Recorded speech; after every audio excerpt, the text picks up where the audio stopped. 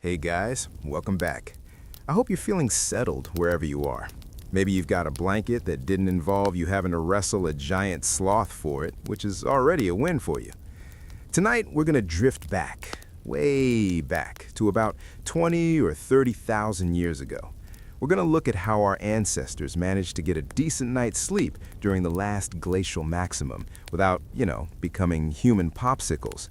Because as it turns out, prehistoric people were surprisingly good at being cozy, even when the world outside was a literal tundra of despair. So, dim the lights, get comfortable, and let's talk about the world's first bedroom renovations. Now, when we think of the Ice Age, we usually think of people shivering in damp, dark caves, looking generally miserable. And while there was definitely some shivering involved, humans have always been remarkably picky about their sleeping arrangements. We aren't like leopards. We don't just drape ourselves over a tree branch and hope for the best. We want lumbar support. We want warmth. We want to not be eaten by a cave hyena at 3 a.m. because we forgot to lock the front boulder. The first thing you have to understand about Ice Age sleep is the sheer amount of logistics involved. If you're living in what is now modern-day France or Russia during the height of the frost, you aren't just laying down on the dirt. That's how you get hypothermia and a very grumpy disposition. Instead, our ancestors were masters of the nest. Archaeologists have found these shallow, scooped-out depressions in cave floors that were essentially the precursor to the memory foam mattress. They'd lined these pits with insulating layers, grass, ash, and fur. The ash is a nice touch, honestly. It's a natural insect repellent. So while the rest of the world was a frozen wasteland, a Cro-Magnon teenager was probably tucked into a bed of mammoth hide and dried sedge, smelling faintly of a campfire and feeling reasonably smug about it. Let's float over to the concept of the family pile. In the modern world, we value our personal space. We want our own side of the bed. We want our own duvet. But in the Ice Age, personal space was essentially a death sentence. To stay alive, you practiced communal sleeping. You'd have an entire extended family, grandma, the kids, that one weird uncle who was really good at flint napping, all huddled together in a single massive heap of fur and body heat. It's the ultimate survival snuggle. If you were on the edge of the pile, you were the cold one. If you were in the middle, you were basically in an oven fueled by the collective metabolism of 6 hunters. It was sweaty, it probably smelled like unwashed leather and wood smoke, but it was warm, and in the year 20,000 BCE, warm was the only metric of success that actually mattered. Of course, you couldn't just rely on body heat. You needed the hearth. The fire wasn't just for cooking those reindeer steaks that were definitely overcooked. It was the prehistoric central heating. But even fire had its downsides. If you kept the fire going all night in a small enclosed space, you ran the risk of carbon monoxide poisoning, or at the very least, waking up with a cough that sounded like a gravelly mammoth. So they developed thermal banking.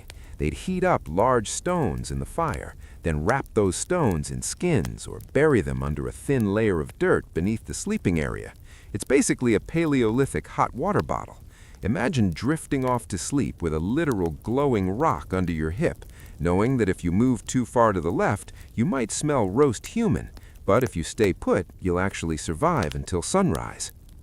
Speaking of sunrise, the sleep cycles back then were probably much more natural than ours, which is a polite way of saying they were dictated by the sun and the terrifying noises coming from the woods. Without blue light from smartphones to keep them awake, they likely followed a biphasic sleep pattern.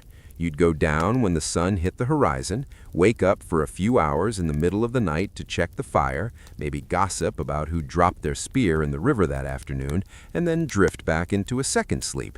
It's a very chill, rhythmic way to live, provided a woolly rhino decides to use your hut as a rubbing post.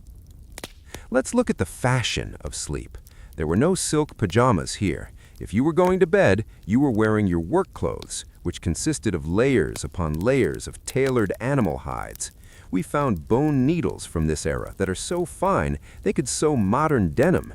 They weren't just throwing a bear skin over their shoulders like a low-budget Viking cosplay. They were making fitted parkas, leggings, and boots. Sleeping in the Ice Age meant being wrapped in a biological vacuum seal of reindeer fur. Reindeer hair is actually hollow, which makes it one of the best insulators in nature. So your average Ice Age human was essentially sleeping inside a high-tech organic sleeping bag that they probably had to hunt and skin themselves. Talk about a do-it-yourself home aesthetic. And then there's the locations. While we call them cavemen, caves were actually the luxury penthouses of the era. They were stable, they kept the wind out, and they stayed at a relatively constant temperature. But most people were probably living in portable structures, tents made of mammoth bones and hides. Imagine a tent held up by the massive, curved tusks of a creature that could crush you without thinking. It's metal, it's aesthetic, and it's surprisingly functional. You drape the hides over the bones, weigh the edges down with rocks, and suddenly you have a dome that traps heat like a pro. It's a bit like glamping, if the glam part involved the constant threat of a changing climate and the need to follow a herd of angry bison across a continent. Because why not double down on the cozy factor, some groups would actually build their beds on top of old abandoned hearths. The ground would stay warm for hours after the fire went out. It's the kind of clever, lazy engineering that really makes you feel a kinship with these people. They weren't just survivors, they were comfort seekers. They were the original architects of the soft life, just with more megafauna and significantly less indoor plumbing. The midnight watch and the mammoth bone bed. So we've established that our ancestors weren't just shivering in the dark. They were actually quite the little interior decorators when it came to maximizing thermal efficiency. But let's talk about the actual experience of an Ice Age night, because it wasn't just about the physical warmth. It was about the mental game of surviving a darkness that lasted much longer than our modern brains are used to. If you're living in a Paleolithic settlement during a glacial winter, the sun is basically a suggestion. You're looking at maybe 6 hours of weak gray light, and then 18 hours of don't step outside or the ghosts will get you blackness. Because why not lean into the atmospheric dread, right? In this environment, the sleepless historian of the tribe, the storyteller, became the most important person in the room. Imagine the scene. You're tucked into your communal fur pile. The fire is dying down to a low orange pulse, and the wind is howling against the mammoth hide walls with a sound like a screaming banshee. You can't scroll through TikTok. You can't listen to a podcast. All you have is the voice of your grandfather telling you for the 100th time about the great bison hunt of '22. This is where the concept of the first watch comes in. Research suggests that humans in these conditions didn't just pass out for 8 hours straight. That's a modern luxury born of light bulbs and locking doors. Back then, sleep was a fragmented social activity. You'd have a designated fire sitter. Of course, he was the one who probably stayed up late anyway, the tribal night owl who enjoyed the silence. Their job was to keep the embers alive and listen. Listen for the crunch of snow under a heavy paw or the snap of a twig that shouldn't be snapping. It was a gentle, low-stakes vigil. If you woke up in the middle of the night, which everyone did, the fire sitter was there. You'd have a little chat, maybe share a piece of dried meat that was basically leather, and then drift back into the furs. It was a very chill, very communal way to handle insomnia. Let's float over to the actual architecture of these beds again, because it gets weirder the closer you look. In places like Mezerich in Ukraine, they found huts made almost entirely of mammoth bones. We're talking about 95 mandibles used just for the foundation. Imagine sleeping inside a house made of jawbones. It's incredibly metal, but also incredibly practical. Bone is a fantastic insulator. It doesn't rot like wood, and it's heavy enough that a casual gale won't blow your bedroom into the next valley. They would line the interior with skins, creating a sort of padded cell of warmth. Inside these bone huts, the air would be thick and heavy. The smell would be a mix of old grease, wood smoke, and the slightly earthy scent of the tundra. For an Ice Age human, that smell probably meant safety. To us, it would probably mean, I need a shower and an antihistamine. But perspective is everything. And what about the kids? because, of course, the children were the most vulnerable to the cold. We find evidence of nesting, where the smallest members of the tribe were placed in the absolute center of the sleeping circle. They were the biological core. In some sites, there are even small, specialized sleeping platforms raised slightly off the ground, because, as it turns out, the floor is where the cold air likes to hang out. Even 20,000 years ago, humans understood that heat rises. So if you could get your bed just 6 inches off the frozen permafrost, you were living in the height of luxury. It's the Paleolithic equivalent of a bunk bed, minus the ladder and the inevitable argument over who gets the top. Let's dive into the ironic contrast of their hygiene. We often think of these people as dirty, but they were actually quite obsessed with their bedding. If you let your furs get damp or sweaty, they'd freeze or grow mold, which is a great way to ruin your Tuesday. They used certain types of aromatic grasses like wild rye or sweetgrass, not just for padding, but for the scent. It was a primitive form of aromatherapy. You're trying to ignore the fact that a short-faced bear is roaming the neighborhood, so you bury your face in some dried lavender-adjacent grass and pretend you're in a meadow. It's a coping mechanism. We still do it today with our linen mist and calming candles, only our versions don't have to compete with the smell of a half-cured reindeer hide. Then there's the midnight snack situation. If you're burning thousands of calories just to keep your internal temperature at a functional level, you're going to wake up hungry. The Ice Age diet wasn't exactly conducive to a light midnight snack. You're not reaching for a granola bar, you're reaching for a piece of marrow-rich bone or a hunk of fat. Fat was the gold standard. A spoonful of rendered tallow before bed was like an internal space heater. It kept your metabolism humming while you slept. So the next time you feel guilty about a late-night snack, just remember you're not being bad, you're just honoring your Paleolithic ancestors who needed that fat to not die of a literal frostbite-induced meltdown. As the night progressed, the second sleep would begin. This was the deepest part of the rest. By now, the hearthstones we talked about earlier, those thermal banks, would be radiating a soft, steady heat through the floor. The family pile would have shifted into a rhythmic, collective breathing pattern. It's a very meditative image, isn't it? A small pocket of human warmth, tucked inside a bone and hide bubble, surrounded by thousands of miles of ice and silence. There was a certain stoicism to it, too. They knew the world was harsh. They knew the sun might not feel warm for another 4 months, but they had their furs, they had their fire sitter, and they had each other. It was a slow, deliberate way of living. There was no rushing to a 9 to 5. If it was snowing too hard, you just stayed in the nest. You'd spend the day mending tools, telling stories, and essentially hibernating like the bears they so admired. It was a life of extreme stillness, punctuated by moments of extreme effort. But let's be real. Sometimes things went wrong. Sometimes the fire went out. Sometimes the roof leaked. And in those moments, the casual snark of the tribe probably came out.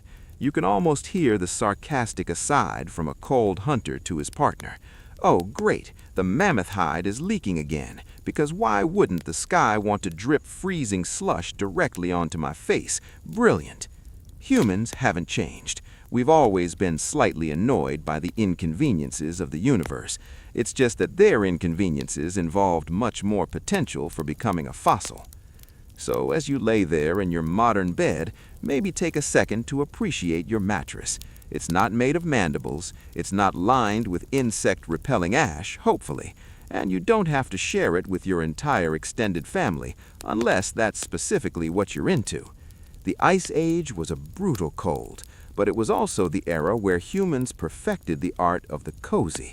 We learned that warmth isn't just a temperature, it's a social contract. Dreams of the tundra and the soul's night out. So we've handled the logistics of the bone tents and the communal snuggle piles, but now we need to drift into the headspace of our Ice Age ancestors. Because when you're spending 18 hours in the dark, your brain doesn't just switch off. It starts making things up. It starts wandering. For a Paleolithic person, dreaming wasn't just a random firing of neurons about being back in high school without pants on, mostly because high school hadn't been invented yet, and being without pants was just a Tuesday. For them, dreaming was a serious, somewhat stressful business. In the quiet of a mammoth bone hut, as the fire-sitter poked at the dying embers, the sleepers weren't just resting. They believed they were traveling. Many anthropologists suggest that prehistoric people viewed sleep as a temporary death, a little rehearsal for the big finale. They believed the soul, or whatever they called that spark behind their eyes, would actually get up, leave the warm fur pile, and go for a walk. This is a bit of a terrifying thought when you realize it's minus 40 degrees outside. Your body is safe under a reindeer skin, but your soul is out there wandering the permafrost, probably trying to avoid being stepped on by a spiritual giant sloth. This brings us to the sleepless historian take on prehistoric psychology. They were essentially living in two worlds at once. There was the waking world of tracking reindeer and not falling into crevices, and the dreaming world where the animals talked back and the ancestors came to visit. Imagine waking up in the middle of the night during that gap between the first and second sleep and trying to explain to your cousin that you just spent 3 hours talking to a cave lion who told you where the berries would grow next summer. Your cousin is probably just annoyed you woke him up, but he listens anyway, because in the Ice Age, a dream was basically a weather report from the spirit world. Let's talk about the dreaming diet, because why not double down on the weirdness? We know these people were consuming a lot of protein, but they were also gathering whatever plants they could find. Some researchers think they were very aware of which herbs helped with spirit walking. Maybe a bit of mugwort or a specific type of fungus tossed into the fire to create a smoke that made the dreams more vivid. It was the original biohacking. They wanted their sleep to be productive. If you're going to be unconscious for a third of your life, you might as well use that time to scout for bison or ask your great-grandfather where he hid the good flint napping stones. And then there are the cave paintings. Now think about this. Most of these incredible paintings, the ones in Lascaux or Altamira, are hidden deep in the dark zones of caves. These weren't art galleries for the public. They were more like dream maps. Some scholars believe that hunters would go into these deep, oxygen-deprived chambers, enter a trance, and then sleep there to induce specific visions. Imagine the dedication. You leave your perfectly cozy bone hut, crawl through a narrow tunnel of cold limestone, and lie down on a rock floor just to see if the great deer has any tips for the upcoming season. It's the ultimate commitment to a side hustle. Let's float over to the concept of night terrors. In a world where a pack of wolves is actually outside your door, a nightmare isn't just a psychological glitch, it's a survival signal. If you wake up screaming because you dreamed a saber-toothed cat was eating your feet, the rest of the tribe doesn't tell you to go back to sleep and stop being dramatic. They grab their spears, they check the perimeter. There was no distinction between it was just a dream and it was a warning. This made the night a very high-stakes environment. You weren't just sleeping, you were on a psychic guard duty. Of course, the environment itself played tricks on the mind. Have you ever been in a truly silent place? Not modern city quiet, but Ice Age wilderness quiet. It's a silence that rings in your ears. When you're in that state, every sound is magnified. The groan of a shifting glacier miles away sounds like a giant waking up. The crack of a tree freezing and splitting in the cold sounds like a gunshot. For someone lying in a pile of furs, these sounds became the soundtrack to their myths. They didn't have science to explain thermal expansion or glacial movement. They had stories. Every creak of the earth was a spirit moving, and every whistle of the wind was a ghost looking for a place to sit. It's a bit spooky, but also strangely cozy. You're never truly alone if the whole landscape is alive. Now, let's consider the ironic contrast of their social structure during these long nights. We often picture them as rugged, silent types, but they were probably incredibly chatty. When you're stuck in a hut for 2 weeks because a blizzard has turned the world into a white void, you talk, you gossip, you argue about who's been hogging the best rabbit skin. You tell the same stories until the children can recite them by heart. This storytelling loop is what kept the tribe together. It was the glue. While the bodies were resting, the culture was being downloaded into the next generation. It's like a very slow, very cold version of a Netflix binge watch, except the show is how our ancestors survived the Big Freeze, and it's been running for 10,000 seasons. As the second sleep would end and the world began to turn a pale, bruised purple at dawn, the transition back to reality was probably quite jarring. You go from a world of spirits and warm memories to a world where you have to go outside and find something to eat before your toes turn into icicles. But there's a beauty in that transition. They didn't rush out with a coffee to go. They sat by the hearth, shared their dreams, and planned the day based on a mix of tracks in the snow and visions in the head. It was a holistic way of living that we've completely lost. We see sleep as a recharge for our batteries so we can work more. They saw sleep as a second life that informed the first. Because let's face it, if you're living through an ice age, you need that second life. You need the dream where it's summer and the grass is tall and the sun actually feels hot on your skin. Those dreams weren't just sleep artifacts, they were fuel. They kept you going through the months of gray and white. They were the mental central heating that worked when the fire went out. So, tonight, as you drift off, maybe think about that soul walk. Maybe imagine you're wandering the prehistoric tundra, looking for a friendly mammoth or a hidden cave with some really good wall art. The dark isn't something to fear.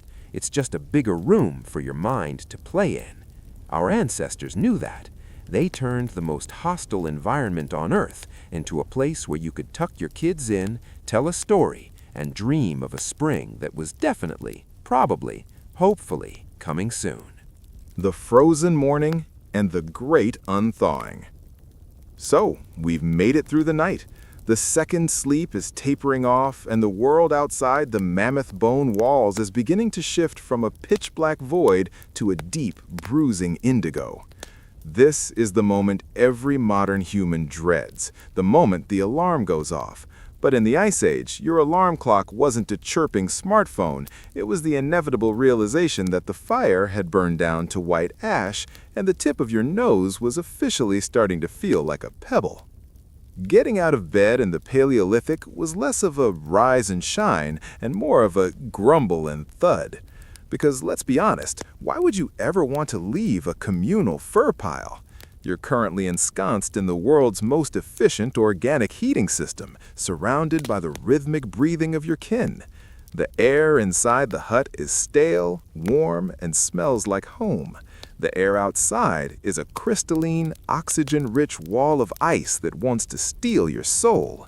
It's the ultimate 5 more minutes situation, except that staying in bed for 5 more hours might mean the fire dies completely, and starting a fire from scratch in the morning is the prehistoric version of a nightmare.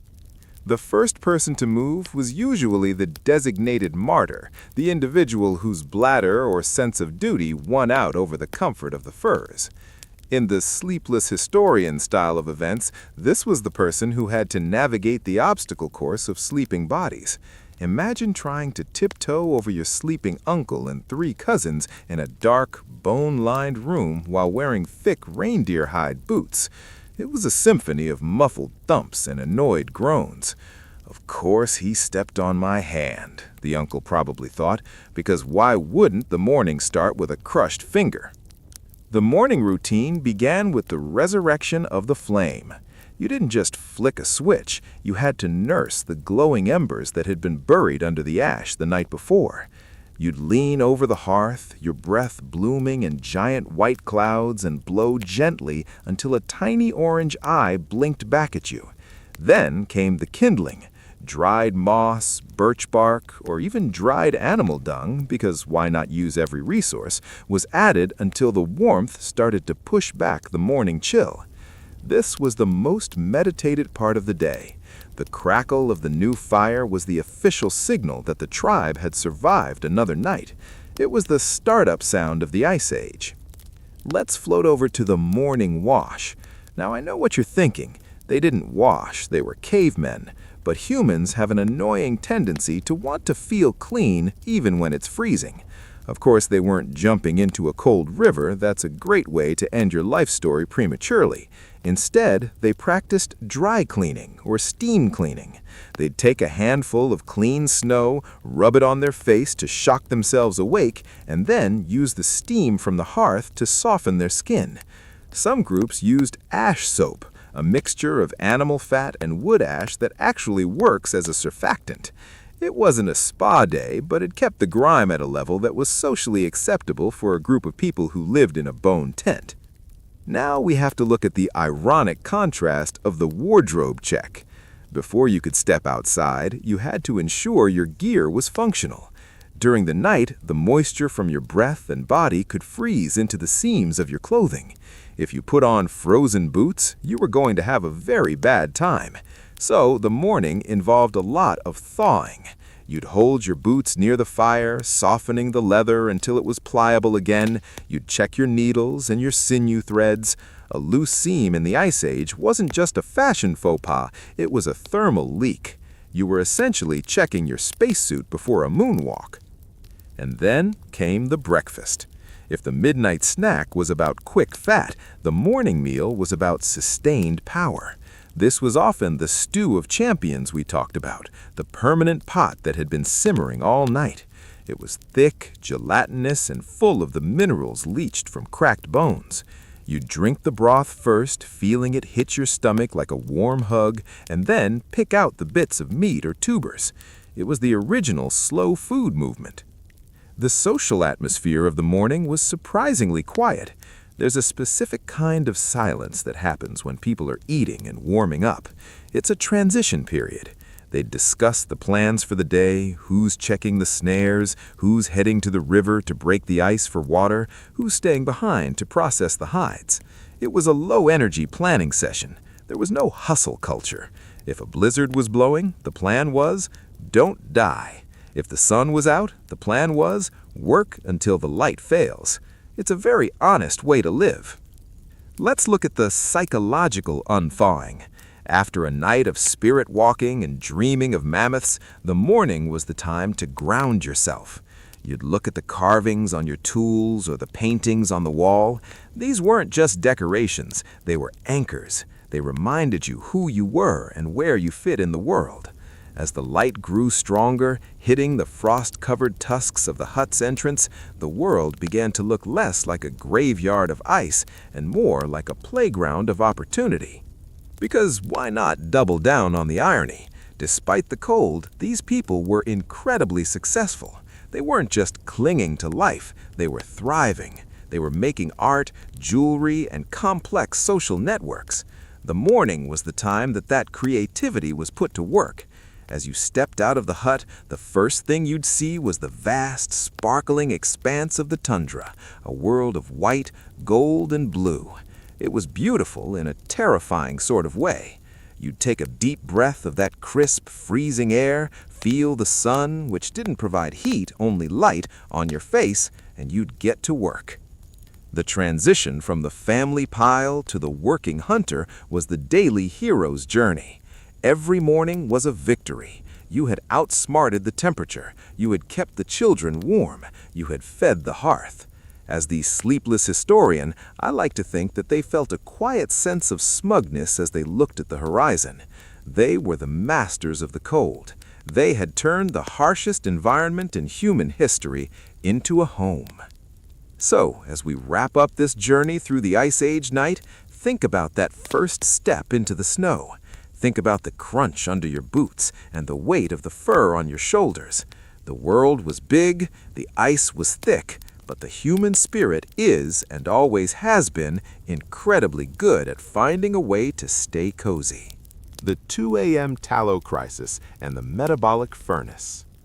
So let's imagine you've made it through the first sleep. You've survived the spiritual soul walk, you haven't been crushed by a wandering mammoth, and you've managed to stay relatively warm in the family pile. But then it happens. You wake up at 2 a.m. Your stomach isn't just growling, it's staging a full-scale protest. In the modern world, this is when you'd creep to the kitchen and see what's lingering in the back of the fridge. But in the Ice Age, the midnight snack was a matter of biological necessity. If your internal fire goes out, your external body follows shortly after. Now, when we talk about Ice Age food, we have to talk about fat. Because why not focus on the most misunderstood macronutrient in history? For us, fat is something we try to trim off our steak. For a Paleolithic human, fat was the literal gold standard of survival. If you were eating lean meat, like rabbit or deer, without any fat, you could actually starve to death with a full stomach. It's called rabbit starvation, or protein poisoning. To survive the minus 30-degree nights, you needed a metabolic furnace fueled by lipids.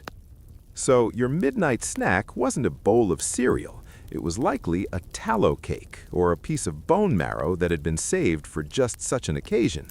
Imagine waking up in the dim, smoky light of the hut. You reach into a leather pouch kept near the hearthstones. Inside is a mixture of rendered reindeer fat, crushed dried berries, and maybe some pulverized nuts, the prehistoric version of a keto energy bar. It's dense, it's greasy, and it tastes like survival. As you chew it, your body starts to process that concentrated energy, generating heat from the inside out. It was a literal internal space heater. Let's float over to the bone marrow bar, because, of course, nothing says sweet dreams like sucking the fatty lipids out of a bison's femur. We find thousands of split bones in Ice Age sites, and many of them are located right next to the sleeping areas. This tells us that people were snacking in bed. They'd take a bone that had been warming near the fire, crack it open with a stone tool, and eat the marrow. Marrow is almost pure fat and incredibly nutrient-dense. It was the ultimate comfort food. It was creamy, salty, and warm. For a child waking up cold in the middle of a blizzard, a spoonful of warm marrow from their mother was probably the most comforting thing in the world. It was the warm milk of the Paleolithic, just a bit more structural. But why were they so hungry at night? Well, because their bodies were working overtime. When you're cold, your body engages in non-shivering thermogenesis. Basically, your brown adipose tissue, the good fat, starts burning calories just to create heat. An Ice Age human could burn through 4,000 to 6,000 calories a day just by existing. Sleeping wasn't a low-energy state for them. It was a high-stakes metabolic marathon. If you didn't top up your fuel tank in the middle of the night, you'd wake up the next morning feeling like a frozen piece of driftwood. And because why not add a little dry humor to the menu, let's talk about prehistoric fridge management. They didn't have Tupperware, but they had permafrost. If you had a successful hunt, you didn't just leave the meat out to rot. You dug a hole into the frozen earth outside your hut. This was your deep freezer. However, going out to the freezer at 2 a.m. was a risky move. You'd have to unseal the rocks protecting the cache to keep out the aforementioned cave hyenas, grab your snack, and get back inside before your fingers stopped working. Most people preferred the indoor pantry, dried strips of meat hanging from the mammoth bone rafters, slowly absorbing the smoke from the fire. It gave everything a flavor that was probably hickory smoked despair, but it was better than the alternative. Let's look at the ironic contrast of their beverages. They didn't have tea or cocoa to soothe them back to sleep. They had water, which usually had to be melted from snow. Think about the effort involved in a middle-of-the-night drink of water. You can't just turn a tap. You have to take a skin bag full of snow and hold it near the fire or against your own body heat until it melts. It was a constant cycle of preparation. Everything we take for granted, warmth, light, a quick snack, required a series of deliberate manual steps. It made life slow. It made every swallow of water and every bite of fat a conscious act of gratitude. Now, as you're sitting there in the dark, chewing on your piece of tallow, you're looking at the fire sitter. This person wasn't just a guard, they were the chef of the night. They might be simmering a permanent stew in a skin-lined pit filled with water and hot stones. This is one of the coolest or hottest inventions of the era. You'd dig a hole, line it with a fresh animal hide, fill it with water, and then drop in stones that had been sitting in the fire. The water would boil, and you'd toss in bones, scraps of meat, and whatever withered roots you had left.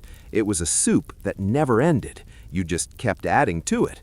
If a sleeper woke up hungry, the fire-sitter would ladle out a wooden bowl of this hot, fatty broth. Imagine the sensation, the cold air hitting your face from a gap in the tent while your hands are wrapped around a warm bowl and the steam is rising into your tired eyes. It's a sensory experience that we try to replicate with our expensive camping gear and rustic aesthetic, but for them, it was just Tuesday at 3 a.m. There's something deeply peaceful about that image, the smallness of the human circle against the vastness of the ice. Of course, the snarky side of this is the morning breath. Can you imagine the collective morning breath of a family that has spent the night huddling together, eating smoked fat and permanent stew without a toothbrush in sight? It must have been a biological weapon. But again, everyone smelled the same, so no one cared. When everyone smells like a campfire in a butcher shop, no one smells like anything at all. It was a state of olfactory equality. As the snack was finished and the bowl was licked clean, waste not, want not, the sleeper would settle back into the fur pile. The metabolic furnace was stoked. The blood was flowing a little warmer. The second sleep would finally take hold, deeper and heavier than the first. The fire-sitter would add one more log to the hearth, the sparks would drift up toward the smoke hole in the roof, and for a few more hours, the ice age would be kept at bay. It's a reminder that we are the descendants of the people who knew how to eat fat and stay warm. We are the ones who survived because our ancestors were willing to wake up in the dark, crack open a bone, and keep the fire going.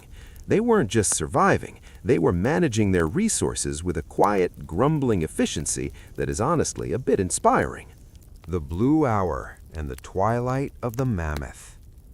The sun is dipping below the horizon now, painting the endless white tundra in shades of bruised purple and deep, icy blue. This was the blue hour, the transitional period where the frantic energy of the day's survival had to be folded away, and the preparation for the long, dark night began all over again. In the modern world, we call this winding down, but for our Ice Age ancestors, it was more like a tactical retreat into their bone and hide fortresses. You didn't just stop working because the clock hit 5 p.m. You stopped because if you were caught outside when the temperature truly plummeted, your chances of making it to the morning were about as thin as a dried rabbit skin. The sleepless historian vibe of an Ice Age evening was one of rhythmic, slightly exhausted domesticity. Imagine the hunters returning. They aren't coming home to a heated garage and a microwave dinner. They are dragging sleds made of bison ribs, loaded with meat or firewood, their eyelashes heavy with frost. As they approach the camp, the smell of wood smoke hits them, the universal signal of safe. There's a certain dry humor in the way they probably greeted each other. No big hugs or emotional reunions, just a grunt, a nod, and the immediate business of getting inside. "Oh, you found 3 sticks today? Truly, we are kings among men," a weary gatherer might mutter to a companion, because sarcasm is a great way to keep your blood moving. Once inside the shelter, the evening thaw began. This was the time for the gear audit. You couldn't just throw your wet furs in a corner. If they stayed wet, they'd be stiff as boards by morning. So the evening was filled with the sound of scraping and softening. You'd see people sitting around the central hearth, taking their bone scrapers to the underside of hides, making sure they remained supple. It was a repetitive, hypnotic task, the Paleolithic version of fidget spinning, but with much higher stakes. If you didn't soften your boots tonight, you'd be walking on blocks of wood tomorrow. Let's float over to the evening entertainment, because why not address the fact that they had 18 hours of darkness to kill? They didn't have books, but they had the talk. This wasn't just idle chatter. It was a sophisticated oral tradition. They told stories that were part history, part map, and part stand-up comedy. They had riddles, too. Imagine sitting in the glow of the fire, trying to guess a riddle about the wind or the migration of the reindeer. It kept the mind sharp. If you were the guy who knew the most riddles, you were basically the tribal Netflix. People would move their sleeping mats closer to you just to hear the latest installment of the Great Raven Saga. And then there was the art of the miniature. When you're stuck in a small space, you don't paint giant murals, you carve. This is when the Venus figurines and the tiny ivory animals were made. Someone would be sitting there with a piece of mammoth tusk and a tiny flint burin, meticulously carving the curve of a horse's neck or the braids on a woman's head. It was a way to pass the time, but it was also a way to claim the space. You were turning a dark hole in the ground into a gallery of human thought. Of course, there was always that one person who tried to carve something and ended up with a lumpy shape that looked like a depressed potato, leading to the first ever critiques in art history. Let's look at the ironic contrast of the bedtime snack part 2. Before the big communal sleep, there was the fat loading. This was different from the 2 a.m. emergency snack. This was the foundation. They would eat the heaviest, greasiest part of the day's catch now. They understood that digestion produces heat. By eating a large, fatty meal right before lying down, they were essentially turning their stomachs into internal furnaces that would burn slowly throughout the night. It's the kind of biological hack that modern nutritionists would have a meltdown over, but for them, it was the difference between a restful sleep and a night spent shivering. There's also the matter of the oil lamp. While the hearth was the main heat source, they also had small stone lamps fueled by animal fat. These provided a soft, steady light that could be moved around. It created a much more intimate atmosphere than the roaring fire. In the glow of a stone lamp, the walls of the hut would seem to breathe. The shadows of the mammoth bones would stretch and dance, making the shelter feel like a living creature that had swallowed you whole to keep you safe from the frost. It was a cozy, if slightly claustrophobic existence. As the evening wore on, the night watch ritual was established. This was the moment they decided who would keep the fire going. It wasn't always a chore. For some, it was a rare time of solitude. In a world where you were almost never alone, the fire sitter got to enjoy the silence. They got to watch the stars through the smoke hole, the same stars you see now, but without the light pollution. They saw the Milky Way as a literal path across the sky. They saw the aurora borealis and probably thought the sky was having a particularly colorful emotional breakdown. As the evening wore on, the night watch ritual was established. This was the moment they decided who would keep the fire going. It wasn't always a chore. For some, it was a rare time of solitude. In a world where you are almost never alone, the fire sitter got to enjoy the silence. They got to watch the stars through the smoke hole, the same stars you see now, but without the light pollution. They saw the Milky Way as a literal path across the sky. They saw the aurora borealis and probably thought the sky was having a particularly colorful emotional breakdown. As the evening wore on, the night watch ritual was established. This was the moment they decided who would keep the fire going. It wasn't always a chore. For some, it was a rare time of solitude. In a world where you were almost never alone, the fire sitter got to enjoy the silence. They got to watch the stars through the smoke hole, the same stars you see now, but without the light pollution. They saw the Milky Way as a literal path across the sky. They saw the aurora borealis and probably thought the sky was having a particularly colorful emotional breakdown. As the evening wore on, the night watch ritual was established. This was the moment they decided who would keep the fire going. It wasn't always a chore. For some, it was a rare time of solitude. In a world where you were almost never alone, the fire sitter got to enjoy the silence. They got to watch the stars through the smoke hole, the same stars you see now, but without the light pollution. They saw the Milky Way as a literal path across the sky. They saw the aurora borealis and probably thought the sky was having a particularly colorful emotional breakdown. As the evening wore on, the night watch ritual was established. This was the moment they decided who would keep the fire going. It wasn't always a chore. For some, it was a rare time of solitude. In a world where you were almost never alone, the fire sitter got to enjoy the silence. They got to watch the stars through the smoke hole, the same stars you see now, but without the light pollution. They saw the Milky Way as a literal path across the sky. They saw the aurora borealis and probably thought the sky was having a particularly colorful emotional breakdown. As the evening wore on, the night watch ritual was established. This was the moment they decided who would keep the fire going. It wasn't always a chore. For some, it was a rare time of solitude. In a world where you are almost never alone, the fire sitter got to enjoy the silence. They got to watch the stars through the smoke hole, the same stars you see now, but without the light pollution. They saw the Milky Way as a literal path across the sky. They saw the aurora borealis and probably thought the sky was having a particularly colorful emotional breakdown.